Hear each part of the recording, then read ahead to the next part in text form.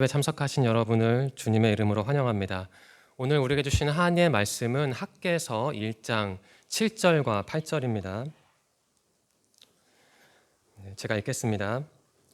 만군의 여호와가 말하노니 너희는 자기의 행위를 살필지니라. 너희는 산에 올라가서 나무를 가져다가 성전을 건축하라. 그리하면 내가 그것으로 말미암아 기뻐하고 또 영광을 얻으리라. 여호와가 말하였느니라. 아멘. 네, 오늘 설교의 제목은 8월의 건축학입니다. 오늘 설교는 8월 마지막 주에만 할 수 있는 설교입니다. 어떤 면에서 보면. 그래서 나름대로 좀 조마조마했습니다. 혹시 변수가 생겨서 못하면 내년 8월 마지막 주에 하거든요. 제가 그때까지 살아있으려면 보장도 없고 그래서 나이가 드니까 그래서 좀 조마조마했는데 다행히 별일은 없었습니다. 오늘은 우리가 8월 달에 어떤 건축을 해야 할지 한번 같이 나누고자 합니다. 여기 있는 분들은 아마 조상원 간사님 빼고는 다 서울에 사는 것으로 제가 알고 있습니다. 여러분의 그 서울살이는 어떻습니까? 좀 부드럽습니까? 아니면 팍팍한 부분도 있나요? 마냥 부드러울 수도 없고 또 항상 팍팍한 것도 아니죠. 둘 다 있는 것 같은데 저에게 서울은 여전히 낯선 동네입니다. 제가 서울살이 올해로 7년 차인데 여전히 좀 낯섭니다. 그 주민세가 있지 않습니까? 1년에 한 번씩 내는 그 주민세가 나오면 저는 당연히 제 핸드폰 어플을 켜고 그 온라인으로 송금을 하는데 송금 과정 중에 거의 마지막 단계가 그 받는 사람, 보내는 사람 이름 확인하는 단계 있지 않습니까? 근데 그 받는 사람이 서울시민 조광수래요. 그래서 그걸 보고 너무 좀 적응이 안 돼서 내가 서울 시민이구나 이런 생각을 지금도 합니다. 사실은 아직 서울은 저에게 낯선 동네인 거죠. 서울 시내 사진이 있는데 저기 어딘가에 우리 집이 있을 겁니다. 생활을 한다는 것, 산다는 것, 그 집과 관련이 있죠. 네. 그 나의 삶은 나의 집과 뗄래야 뗄 수가 없습니다. 내가 거주하는 공간이 나의 집이 때로는 나의 생각과 감정도 감정에도 영향을 주지 않습니까? 이러한 사고를 받아들인다면 이렇게 말할 수도 있습니다. 나의 신앙과 나의 성전도 그 밀접한 관계가 있을 겁니다. 오늘은 그 신앙과 성전의 관계성에 관해서 같이 나누겠습니다. 그 학개서 말씀을 통해서요. 학개서는 한마디로 그 성전 재건에 관한 말씀입니다. 그 학개서의 말씀을 이해하기 위해서 우리는 이스라엘의 역사 한 조각을, 한 부분을 숙지해야 합니다. 여러분, 이스라엘은 사울 왕 때부터 통일 국가였습니다. 그 전에는 이렇게 표현해도 될지 모르겠는데 그냥 도시국가 비슷했죠. 예를 들면 사사기를 보시면 알겠죠. 그 사사들이 통치하지 않았습니까? 그런데 사울 왕이 최초로 통일 왕이 됐고 통일을 했죠. 그 다음에 다윗, 그 다음에 솔로몬인데 솔로몬 때까지 통일 왕국으로 있다가 그 다음에 북쪽과 남쪽으로 쪼개졌습니다. 북쪽을 정식 명칭은 북왕국 이스라엘이라고 하고 남쪽을 남왕국 유다라고 합니다. 줄여서 북이스라엘, 남유다. 또 다르게 표현하면 북왕국, 남왕국. 더 줄이면 이스라엘, 유다 이렇게까지 표현하는데 이제 그런 경우는 없고 보통 북왕국, 남왕국이라 하죠. 북왕국은 잘 나가다가 기원전 722년 경에 망했습니다. 그 아시리아라는 나라가 쳐들어와서 망했죠. 남왕국도 버티고 버티다가 끝내는 기원전 586년 혹은 587년에 망했습니다. 바벨론이라는 나라가 멸망시켰죠. 바벨론은 오늘날 이라크에 해당하는 국가입니다. 바벨론은 남유다를 멸망시킨 다음에 많은 사람을 포로로 끌고 갔습니다. 활용하려고. 그런데 하나님의 은혜로 이 바벨론도 망했습니다. 이 바사라는 나라가 바벨론을 멸망을 시켰죠. 바사는 오늘날 이란에 해당하는 나라고 다른 번역 성경에는 페르시아라고 합니다. 바사는 기원전 539년에 바벨론을 접수했습니다. 당시 왕은 고레스 왕이었는데요. 이듬해 538년에 고레스 왕이 그 바벨론에 포로 잡혀 있었던 이스라엘 백성들에게 명령을 내리죠. 당신들 이제 해방이니 고향으로 돌아가시오. 그리고 고향에 돌아가서 당신들 하나님 섬기는 사람이라고 하는데 가서 교회 재건하시오, 이러한 그 귀한 명령, 성전 재건 명령을 내렸습니다. 그래서 이스라엘 백성들은 신나게 고국으로 돌아왔죠. 538년부터 돌아왔는데 돌아와서 그 성전 재건을 했습니다. 성전 재건이라 하면 바벨론이 이스라엘을 586년에 멸망시켰을 때 그 예루살렘 교회도 그 무너졌죠. 다 폐허가 됐는데 그걸 재건축을 한 거예요. 어찌 보면은 했는데 안타깝게도 그 재건 공사가 중단이 됐습니다. 그 이스라엘 땅에 남아있던 어떤 사람들이 그 포로들이 돌아와서 교회를 건축하려 하니까 방해를 했어요. 왜 방해를 했냐면 저 사람들이 교회를 건축하면 뭐 정치적인 혹은 경제적인 혹은 종교적인 기득권 세력이 될 텐데 그러면 자기들이 가지고 있는 이득과 기득권을 빼앗기지 않겠습니까? 그래서 집요하게 방해를 했습니다. 무려 18년, 거의 20년 가까이 방해를 했거든요. 그래서 538년부터 시작을 했다가 중단이 돼서 기원전 520년까지 예루살렘 성전은 그냥 돌 무더기로 폐허로 남아 있었습니다. 아마 저렇게 뼈대만 남아 있었을 거예요. 돌 무더기만. 그때 하나님께서 기원전 520년에 그 학개에게 그 명령을 하신 겁니다. 그게 바로 그 학개서 내용입니다. 1장 1절에 그 다리오 왕 제2년 여섯째 달 곧 그 달 초하루, 그러니까 6월 1일이죠. 이런 기록이 있습니다. 학개서에는 한 5군데 정도 날짜가 나옵니다. 그러니까 다른 선지서와는 다르게 하나님이 학개에게 말씀하신 그 날짜가 나와요. 그걸 추적을 하면은 좀 재미있는 사항을 확인할 수 있습니다. 제가 여기서 한번 퀴즈를 내겠습니다. 다리오 왕 제2년은 오늘날 달력으로 환산을 하면 기원전 520년이거든요. 그러면 6월 1일은 언제일까요?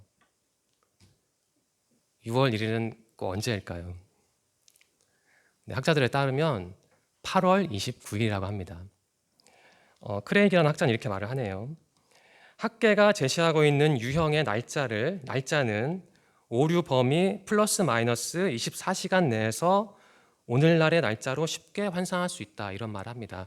플러스 마이너스 하루니까 8월 28일 오늘일 수도 있고 8월 30일일 수도 있는 거죠. 그래서 제가 설교 서두에 오늘 설교는 꼭 오늘 해야 한다고 그런 말씀을 드린 겁니다. 네, 하나님은 학계에게 8월 29일 날 처음 말씀을 하셨어요. 성전을 재건하라고. 당시 이스라엘 백성의 모습은 아마 저 사진에 있는 저 나무 수레바퀴 같았을 겁니다. 기능을 못하고 사가 있고 녹슬어 있는 모습이 당시 이스라엘 백성의 그 신앙적인 상태를 보여주는 거죠. 그렇다면 이러한 질문을 또 던질 수 있습니다. 8월 28일 우리의 그 신앙 상태는 어떻습니까? 여러분의 신앙은 어떠한 모습입니까? 네, 하나님은 학개에게 처음 말씀하셨습니다. 8월 29일에 성전을 재건하라라는 말씀하셨죠. 여기서 성전은 물론 그 돌무더기가 된 예루살렘 교회를 다시 건축하라는 겁니다. 그런데 그거는 표면적인 의미고 그 이면적인 의미는 너희들이 내가 볼 때 나를 잊고 살아가는데 그러지 말고 내가 살아있다는 걸 다시 고백을 해라. 그리고 나와 새로운 그 관계, 계약을 맺자, 이런 말씀인 거죠. 우리 몇몇 말씀을 한번 쪼개서 살펴볼까요? 1장 2절입니다. 만군의 여호와가 이같이 말하여 이르노라. 이 백성이 말하기를 여호와의 전을 건축할 시기가 이르지 아니하였다 하느니라. 그러니까 하나님께서 학개 선지자에게 하신 말씀입니다. 여기서 우리는 하나님의 시간과 인간의 시간이 첨예하게 대립하고 있다는 것을 읽어내야 합니다. 하나님의 말씀은 이런 거죠. 지금 바로 그 돌 무더기가 된 예루살렘 성전을 재건을 해야 하는데 나의 백성이라고 하는 이스라엘 사람들은 때가 아니라고 한다. 내가 볼 때는 지금 건축을 해야 하는데 왜 저러지? 난 잘 이해가 안 되네. 이런 말씀하시는 겁니다. 그러니까 아직 때가 아니라고? 지금 해야 하는데? 그러니까 하나님 이렇게 경고성 말씀하시는 거죠. 586년에 바벨론으로 끌려갔던 이스라엘 백성들은 한 50년간 거기서 살다가 드디어 해방이 돼서 돌아왔습니다. 그 사람들이 고국으로 돌아올 때는 큰 꿈에 부풀어 있었을 거예요. 드디어 우리도 고향으로 돌아간다. 고향으로 돌아가면 교회를 다시 건축해야지. 하나님은 우리에게 큰 복을 주실 것이다. 이러한 마음을 품었겠죠. 그런데 막상 고국에 돌아오니 상황이 어땠습니까? 성전도 건축 못하고 그냥 건축 못하는 것이 끝나는 게 아니라 반대 세력이 있었거든요. 그 기득권을 뺏기지 않으려는 그 남아있던 자들, 그러니까 다 끌고 간 게 아니니까 포로로 그 남아있던 자들이 수구 세력이 돼서 들어온 사람들 동족인데도 배척을 했던 거죠. 뭐 경제적으로도 어려웠을 테고 정치적으로도 불안정했을 테고 힘들었겠죠. 그런데 여기서 우리는 그러한 표면에 집중하기보다는 그 이면을 집중해야 합니다. 그 1장 1절에 이런 기록이 있습니다. 다리오 왕 제2년 여섯째 달 곧 그 달 초하루에 여호와의 말씀이 선지자 학개로 말미암아 스알디알의 아들 유다 총독 수룹바벨과 여호사닥의 아들 대제사장 여호수아에게 임하니라, 이렇게 기록이 되어 있습니다. 이게 뭘 의미할까요? 아무리 삶이 어렵고 반대 세력이 있고 여러 가지 면에서 열악하더라도 하나님은 그 적임자를 쓰신다는 거죠. 그러니까 우리에게 적용할 수 있죠.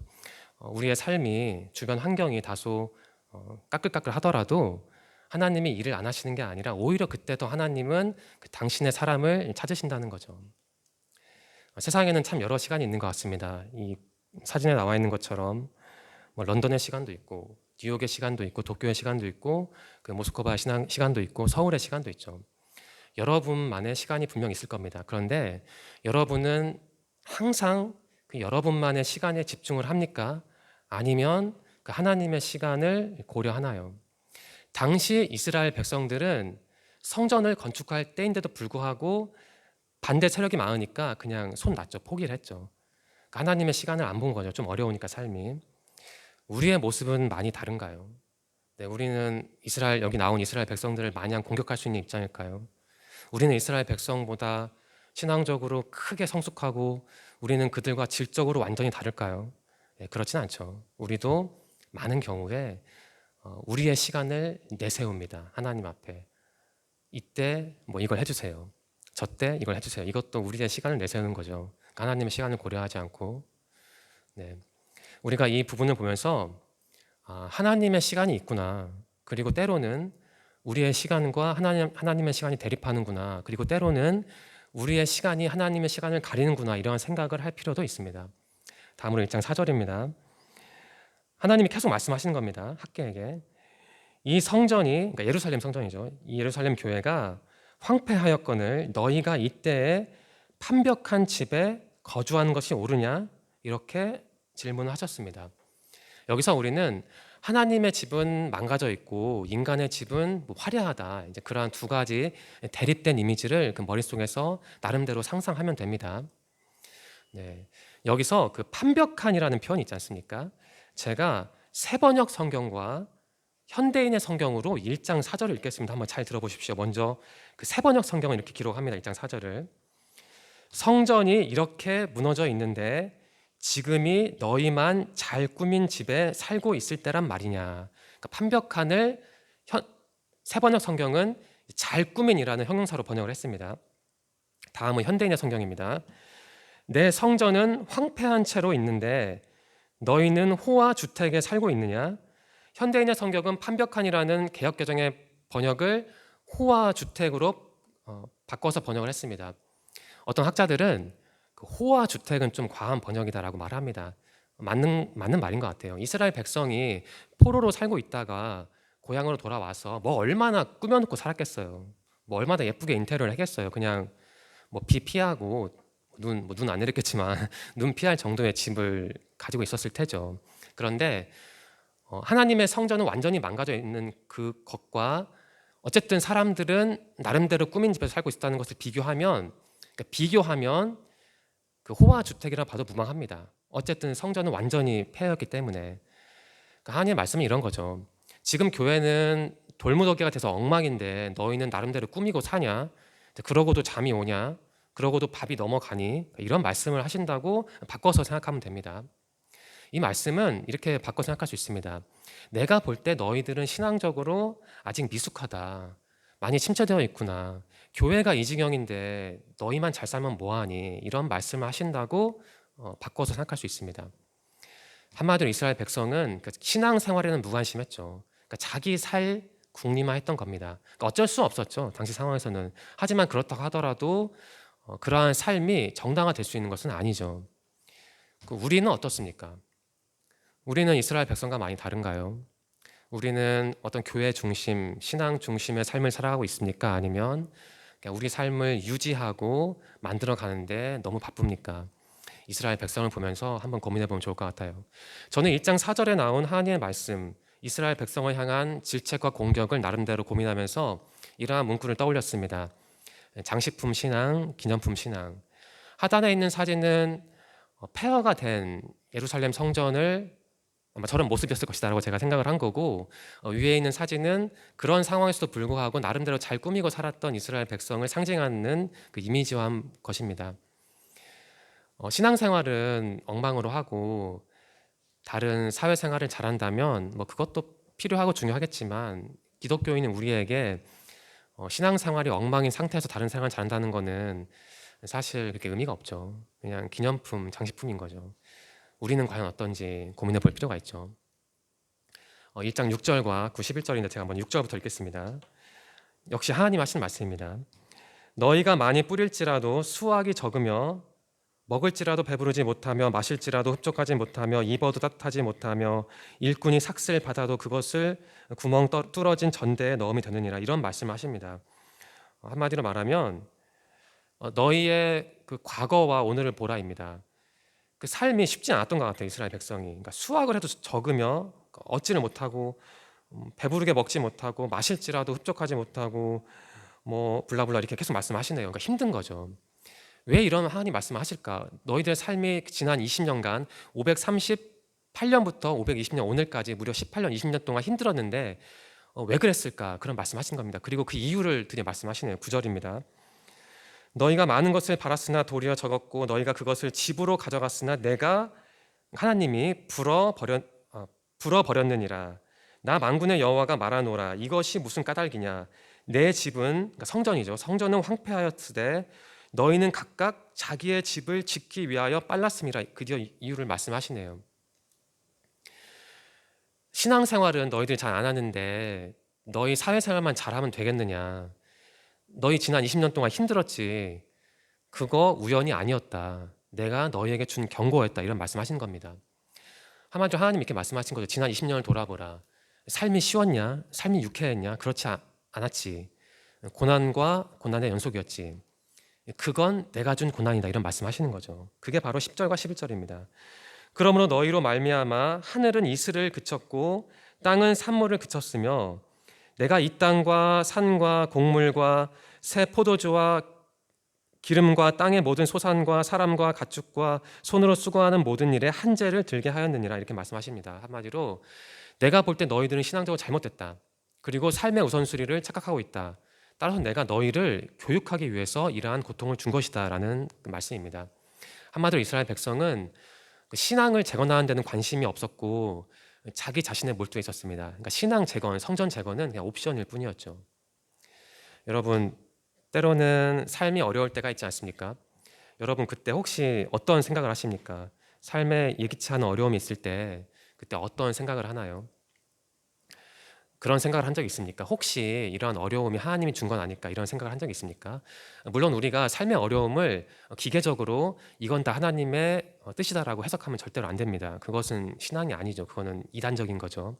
하지만 확실한 건 어떤 어려움은 하나님이 허용하셨다는 거예요. 어떤 신학자는 제가 읽어드린 말씀과 관련해서 이런 말을 합니다. 한번 잘 들어보십시오.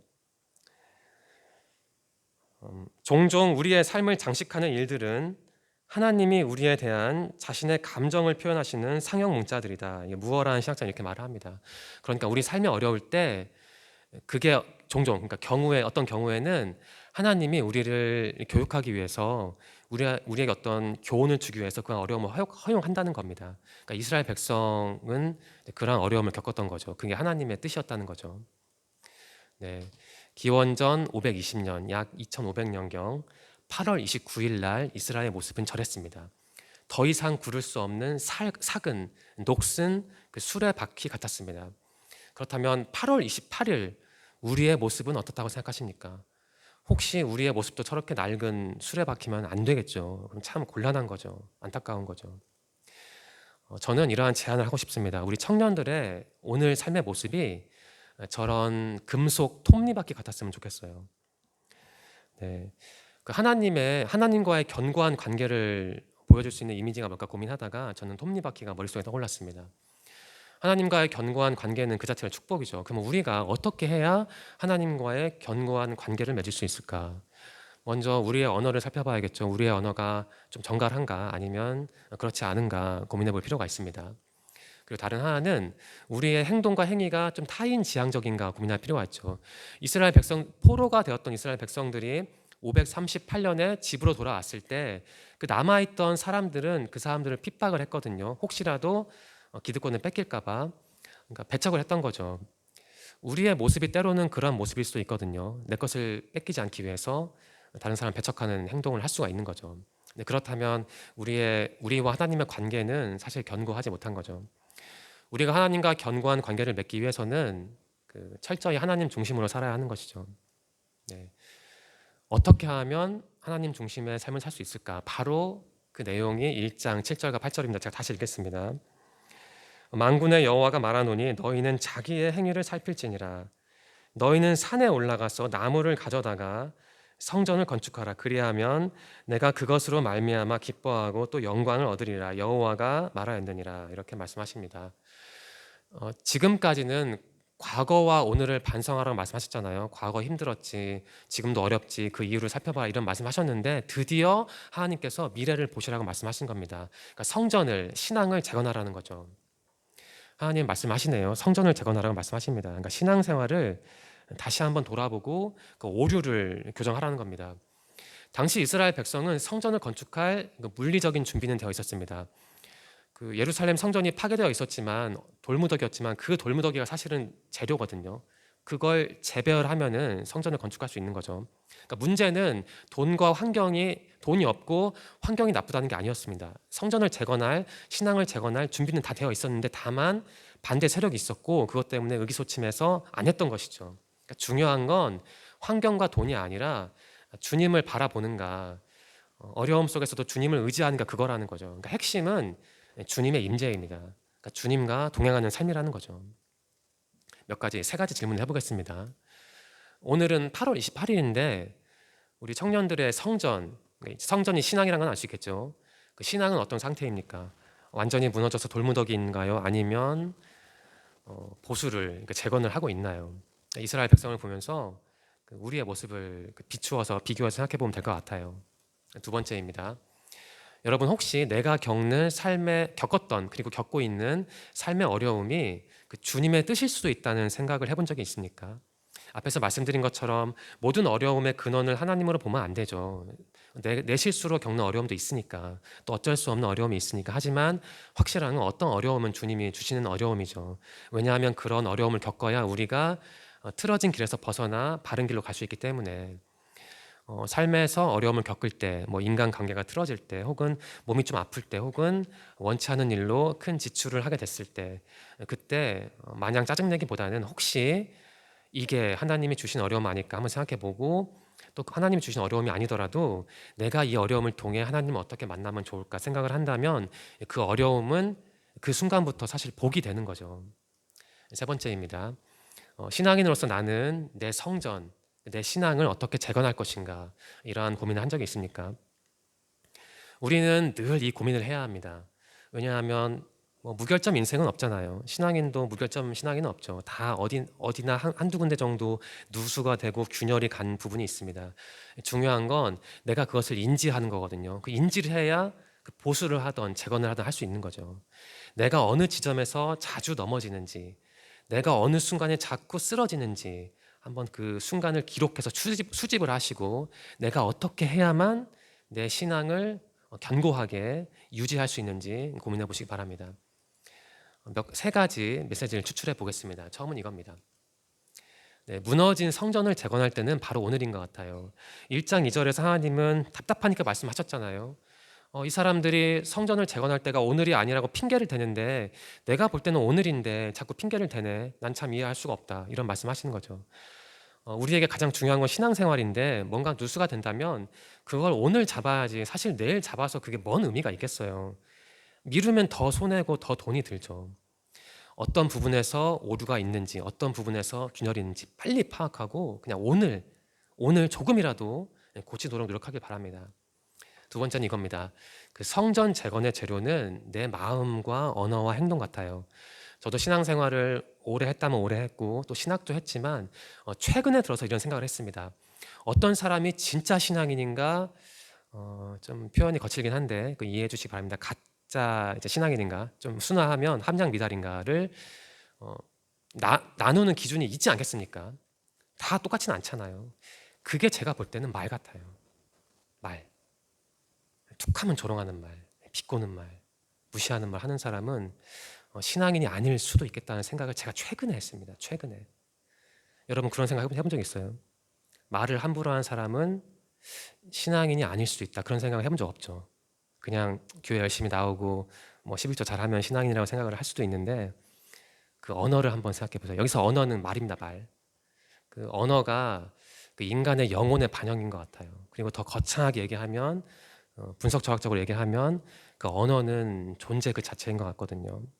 그러니까 내 언어가 어떤지 한번 고민해 보시고 더불어서 내 내면은 어떤지 그리고 또 내 행위는 어떤지 한번 따져본다면 내가 어느 지점에 있는 신앙인인지 파악할 수 있을 겁니다. 세 번째는 이겁니다. 성전 재건을 실행하는 데 있어서 나는 객체이면서 주체인 것 같아요. 성전, 내 신앙을 재건하는데 엄마가 대신해 줄 수는 없죠. 아빠가 대신해 줄 수 없고 배우자도 대신해 줄 수 없습니다. 내가 하는 거죠.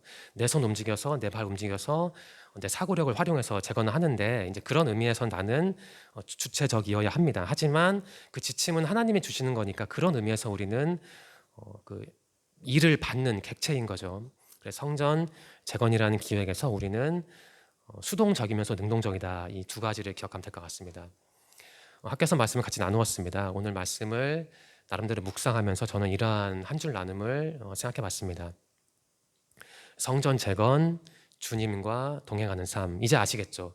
성전 재건이 말 그대로 그 돌을 옮겨다가 무너진 교회를 세우라 이제 그런 의미가 아니라 1차적으로는 그런 의미가 아니라 너희의 신앙이 잘못되어 있으니 너희가 나를 바라보지 않고 자꾸 다른 곳을 바라보니 좀 나를 바라봐라. 나와 함께하자. 내가 도와줄 수 있다. 이러한 하나님의 요청이라는 걸 알 수 있습니다.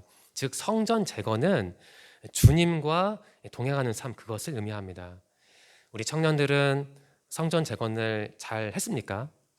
잘 하고 있습니까? 달리 표현해 볼까요? 주님과 동행하는 삶을 살고 있습니까? 네, 저도 이러한 고민을 하면 사실 항상 예라고 답변하기는 어렵습니다. 늘 쓰러지고 또 누수되는 부분이 있죠. 늘 주님과 동행할 수는 없죠. 다만 그 비율을 좀 높여가는 것 같아요. 내가 어제는 한 60% 정도 주님과 동행을 했다면 오늘은 단 1%만 더 올려서 한 61%라도 주님과 동행하고 또 내일은 더 그 비율을 올리고 그런 삶을 살다가 때가 되면 가는 게 그 신앙인인 것 같아요. 확실한 건 80%와 50%는 다른 것 같아요. 주님과 80% 동행하는 사람과 주님과 50% 동행하는 사람은 완전히 다르죠. 주님과 100% 동행하면 좋은데 우리도 인간이 어렵지 않겠습니까? 하지만 그 최대한 주님과 그 동행하는 삶을 살기 바랍니다. 이번 한 주 학개서는 우리가 잘 읽지 않는 어려운 책인데 제가 말씀드린 내용을 바탕으로 해서 학개서를 묵상하시고 내가 어떻게 하면 성전을 재건할 수 있을까? 달리 말하면 내가 어떻게 해야 주님과 깊이 동행할 수 있을까? 이 고민을 해보시기 바랍니다. 이러한 고민을 할 때 주님께서 여러분에게 분명히 답을 주실 것입니다. 이번 한 주 학개서를 통해 주님과 깊이 동행하는 우리 청년들이 되기를 간절히 소망합니다. 기도드리겠습니다. 하나님 감사합니다. 오늘도 저에게 생명을 주시고 주님 전에 나와서 귀한 학개서의 말씀을 배우게 하시니 감사합니다. 하나님은 학개를 통해 이스라엘 백성에게 성전을 재건하라는 명령을 주셨습니다.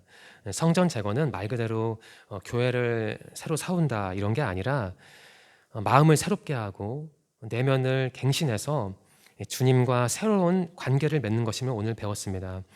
하나님, 우리 청년들이 매일 스스로에게 질문하기를 소망합니다. 나는 과연 나의 성전을 신앙을 잘 재건하고 있는 사람인가? 이러한 고민을 하게 하시고 신앙적으로 부족한 부분을 바지런히 찾아내서 늘 재건하고 보수할 수 있도록 그들에게 힘과 지혜를 주시옵소서.